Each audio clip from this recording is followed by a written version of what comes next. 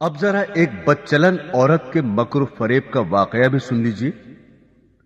بنی اسرائیل کے یہاں ایک پہاڑ تھا جسے وہ بڑی عظمت والا سمجھتے تھے اور اس کی بڑی عظمت و توقیر کرتے تھے، اور اگر کسی بات کا فیصلہ کرتے وقت قسم کھانے کی نوبت آتی تو اس پہاڑ پر چڑھ کر قسم کھاتے اور اسے وہ سچا سمجھ لیتے۔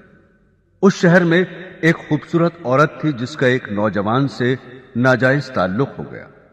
عورت نے اس کو اپنے مکان میں بلانا شروع کر دیا۔ شوہر کو شبہ پیدا ہو گیا۔ بیوی سے کہا کہ مجھے شبہ ہے کہ میری غیر حاضری میں کوئی تمہارے پاس آتا ہے۔ عورت نے انکار کیا۔ شوہر نے کہا اگر تو سچی ہے تو پہاڑ پر چڑھ کر قسم کھا لے کہ تیرا کسی سے ناجائز تعلق نہیں ہے۔ عورت نے کہا ہاں، میں کل پہاڑ پر چل کر قسم کھانے کو تیار ہوں۔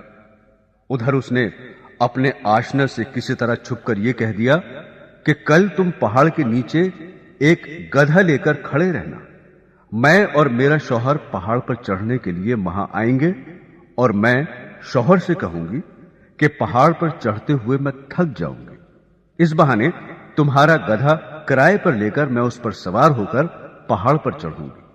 تم گدھے والے کے بھیس میں وہاں موجود رہنا اور گدھے پر مجھے سوار کر کے میرے ساتھ ساتھ چلنا۔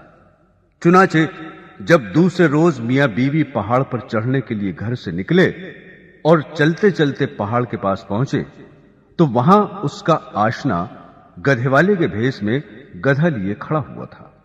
عورت نے شوہر سے کہا چلتے چلتے میں تھک گئی ہوں، مجھے یہ گدھا کرائے پر سواری کے لیے دو۔ شوہر نے گدھے والے سے کرایہ مقرر کیا اور بیوی کو گدھے پر سوار کر کے تینوں پہاڑ پر چڑھنے لگے۔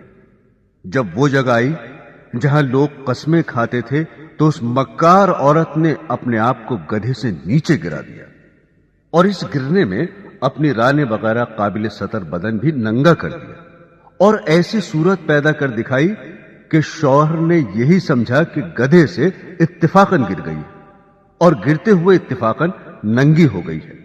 وہ جھٹ اٹھی اور اپنا لباس درست کر کے پہاڑ کی قسم کھانے والی جگہ پر کھڑی ہو کر کہنے لگی میں قسم کھاتی ہوں میرے ننگے بدن کو آج تک تمہارے سوا اور اس گدھے والے کے سوا اور کسی نے نہیں دیکھا۔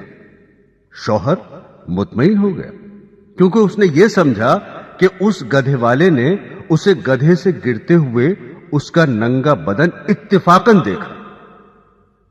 تو دیکھا آپ نے، عورت جب مکر و فریب پر آ جائے تو ایسی چالاکیاں دکھا کر شوہر کو بے وقوف بنا دیتی ہے، لیکن یہ پتہ نہیں کہ آج یہ گناہ کسی مکر و فریب سے چھپا بھی لیا اور کسی کو پتہ بھی نہ چلا تو کل قیامت میں یہ بات نہیں چھپے گی، اس لیے کہ اللہ کو سب کچھ معلوم ہے۔